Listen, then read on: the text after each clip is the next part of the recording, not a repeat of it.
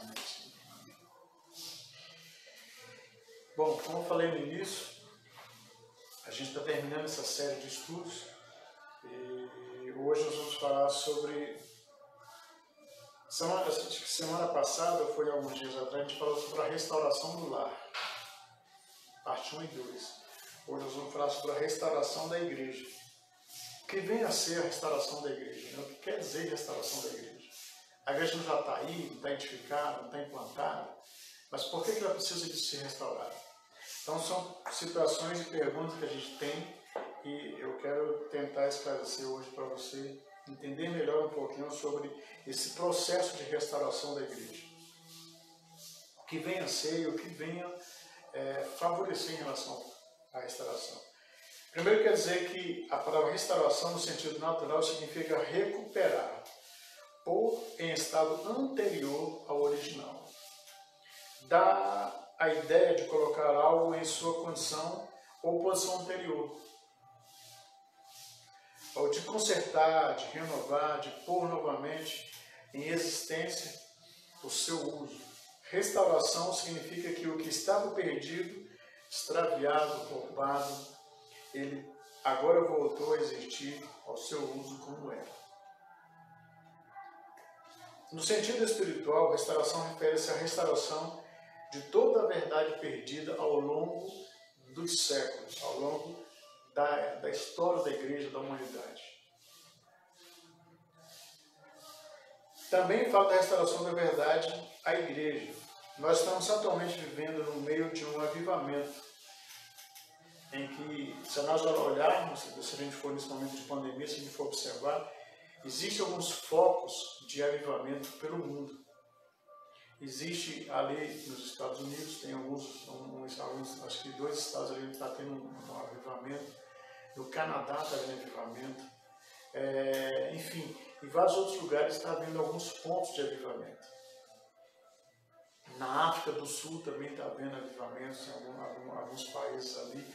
Ou seja, onde houver fogo de Deus, vai avivamento. E onde houver avivamento, é necessário que haja, entre aspas, uma restauração, que seja, perder ou deixar aquele sistema e voltar ao anterior, que é a prática da palavra de Deus, a vivência da palavra de Deus, a restauração aos pontos principais do Evangelho, que é discipulado, evangelismo, a vivência na sua essência, na sua simplicidade, porque o Evangelho é simples e nós é que complicamos tudo. Então a gente não precisa ver uma ideia do Evangelho complicado. Bacana? Agora, qual o princípio bíblico de restauração da igreja? Nós vamos encontrar alguns princípios, e eu quero que você anotasse, se você puder.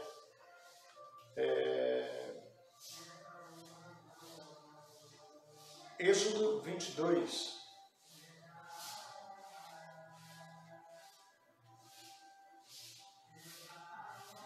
Êxodo 22.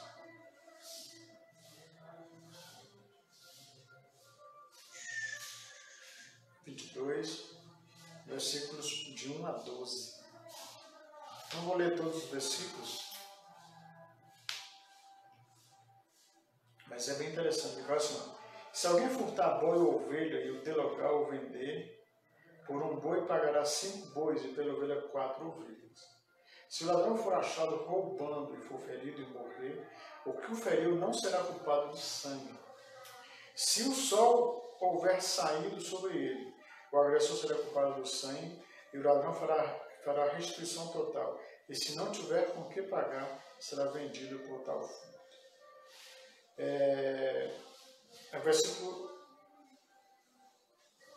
10 fala assim: se alguém der a seu próximo a guarda de um jumento, ou boi, ou ovelha, ou outro animal, e este morrer, e eu for dilacerado ou arrebatado, ninguém o vendo, então haverá juramento do Senhor entre ambos, de que não pôs a sua mão sobre os bens do seu próximo, e seu dono o aceitará e o outro não o restituirá.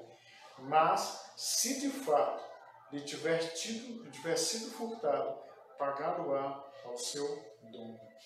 Então, quando ele fala de restauração aqui, ele está falando de uma série de situações. Por exemplo, você emprestou seu carro, entendeu? E a pessoa foi roubada, foi assaltada, entendeu? Ou perdeu, ou simplesmente ele bateu o carro.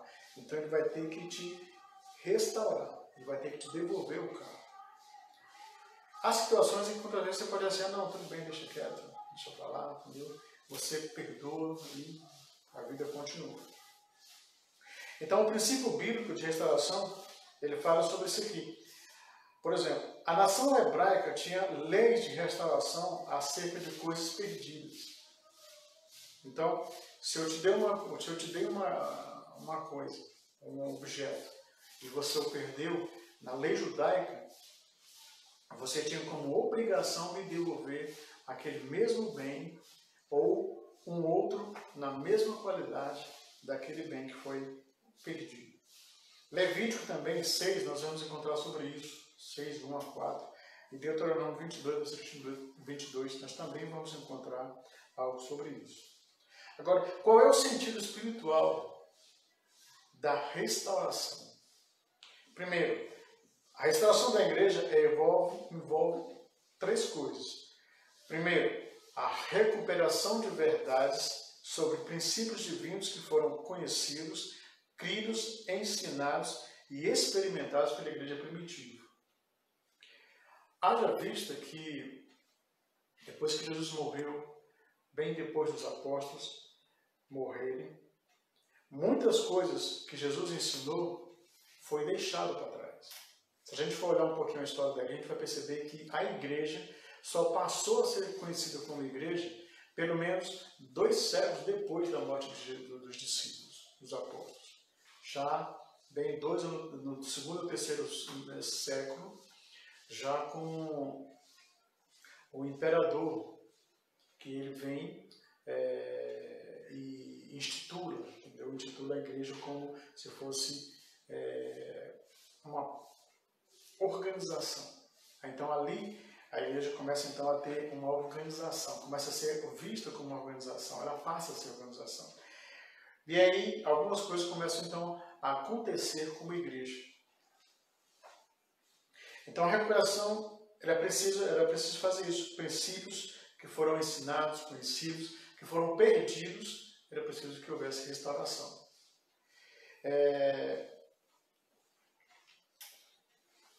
Em Efésios 2, versículo 20, Efésios 2, versículo 20, diz o seguinte. Efésios, capítulo 2, versículo 20, diz o seguinte. Edificado sobre o fundamento dos apóstolos e dos profetas, de que Jesus Cristo é a principal pedra da esquina, no qual todo edifício bem ajustado cresce para o templo santo no Senhor, no qual também vós justamente sois edificados para a morada de Deus em Espírito. Então, e o que acontece? Alguns princípios que foram ensinados foram perdidos ao longo da história. A gente consegue ver, mais ou menos, não estou lembrado bem o ano, mas em 1800, se não me engano, 86, já com Hudson, que foi chamado de o Cisne. O Cisne, ele começou então um processo de restauração da igreja, onde ele começou a pregar algumas situações e com isso, mais tarde, ele acabou sendo queimado na fogueira. Ele acabou sendo queimado na fogueira e muitas coisas. Na verdade, John Hus foi o precessor de Martinho Lutero bem antes. Então, ele foi o reformador, entendeu? O pensador reformador religioso. Iniciou seu movimento religioso já baseado nas ideias de John Wycliffe. E seus seguidores ficaram conhecidos como os hussitas, ou hussitas. Ele foi executado em 1415, foi queimado vivo e morreu cantando um cântico: Jesus, filho de Davi, tem misericórdia de mim. Ele foi precursor do movimento protestante, ou seja, da Reforma Protestante, e a sua extensa obra escrita concedeu um importante papel na história literária tcheca. Também é responsável pela introdução do uso de várias coisas na gramática e na língua tcheca. E algumas coisas que ele fez influenciaram pessoas mais adiante dele. Pessoas que vieram depois dele foram também. Mais tarde nós vemos que John Hus, quando ele estava sendo queimado na fogueira, ele havia dito uma profecia, ele havia falado uma profecia, que aproximadamente no futuro Deus levantaria o cisne que continuaria o que ele estava fazendo. Como ele estava sendo morto, então ele disse: olha, daqui a alguns anos Deus vai levantar o cisne que vai continuar a restauração, ou vai continuar esse processo de restauração. E mais tarde vem Martinho Lutero. Então, Martinho Lutero viu-se como um cisne que surgiu das cinzas de seu antecessor da Reforma, que é João Hus. Passaram 100 anos, desde 1415, quando surgiu o cisne. 97 anos mais tarde, em 1512, Martinho Lutero graduou-se doutor em teologia e foi recebido no Senado da Faculdade Teológica com o título de doutor em Bíblia. Daí então a gente vê que ele começou um processo de restauração, porque Martinho Lutero acreditava que as palavras de Hus foram uma previsão que se cumpriu nele. E aí a gente começa então a perceber que algumas coisas começaram a serem restauradas, inclusive a Bíblia, que não era escrita, não tinha, entendeu? Escrita, na verdade só quem tinha a Bíblia escrita eram os papas, né, os padres, e Martinho Lutero escreveu a primeira Bíblia conhecida já em pleno século XIX. E o que acontece? Então, esse é uma das coisas quando se fala sobre restauração. Quando se diz restauração da igreja, fala-se sobre coisas que foram perdidas. Por exemplo, o falar em línguas foi perdido ao longo dos anos, ao longo dos séculos. A profecia também foi perdida. Sabe? A prática do evangelho, do evangelismo que a gente vê hoje, foi perdida. O discipulado, a coluna principal da igreja, o discipulado também foi perdido. Orar em línguas, o falar, sabe, os dons espirituais, de certa forma, foram perdidos ao longo dos séculos. E John Hus, para frente, começaram então a ver a restauração desses dons.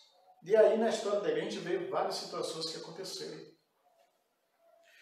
A segunda, ele fala sobre, que envolve 3 coisas. A segunda coisa é a vida espiritual, que teve automaticamente se renova na igreja, quando as verdades de Deus são aplicadas e vivenciadas. A terceira coisa, a terceira restauração que envolve a igreja, é trazer à existência as coisas perdidas pelos profetas. Atos 3:21 fala: ao qual é necessário que o céu receba até o tempo da restauração de todas as coisas, de que Deus falou de boca dos seus profetas desde a antiguidade. Então, tudo aquilo que foi perdido ao longo da história da humanidade tem sido restaurado e continua e vai continuar sendo restaurado para que a igreja tenha a sua vida plena. Outro aspecto, qual é o assunto básico da Bíblia? Gênesis, o livro dos princípios, mostra-nos a origem de muitas coisas. Apocalipse, que é o último livro, fala do estado final das coisas. O enredo básico da Bíblia é simples.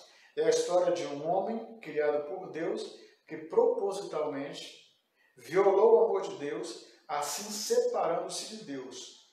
Deus então iniciou um plano maravilhoso que por fim restauraria o homem que caiu a um relacionamento com o seu Criador. Entre Gênesis 3:24 e Apocalipse 21, nós vemos o panorama da restauração no seu sentido mais amplo. Se a gente olhar direitinho, a gente vai começar a entender isso aí. Então, ou seja, a Bíblia inteira ela fala sobre restauração. Ela fala de resgatar aquilo que foi perdido. E nós precisamos entender que a restauração da igreja, ela precisa de resgatar coisas que foram perdidas. Dons, o avivamento em si. Sabe? A história da igreja está repleta de assuntos que precisam ser renovados. E está sendo renovados ao longo dos anos. Graças a Deus, ao longo das décadas está sendo renovado. Outro aspecto. O que significa tempo de restauração? A palavra restituição é sinônima de restauração. Essa expressão refere-se à era da igreja, quando Deus restituirá à igreja as coisas que foram perdidas. Esta restauração ou restituição virá logo antes na segunda vinda de Cristo. Atos 3:21, nós vamos encontrar sobre isso. Eclesiastes 3:1 e Atos 1, versículo 6. Então, antes que venha a segunda vinda de Jesus, essas coisas que foram perdidas serão restauradas, serão colocadas de volta ao seu lugar. Outro aspecto, o que quer dizer todas as coisas? As coisas que devem ser restauradas da vinda de Cristo são aquelas as quais os profetas mencionaram especificamente. Se os profetas fizeram predições acerca desse tempo, então certamente há de acontecer. Sobre o fim dos tempos, os sinais dos tempos, a gente está vendo acontecer.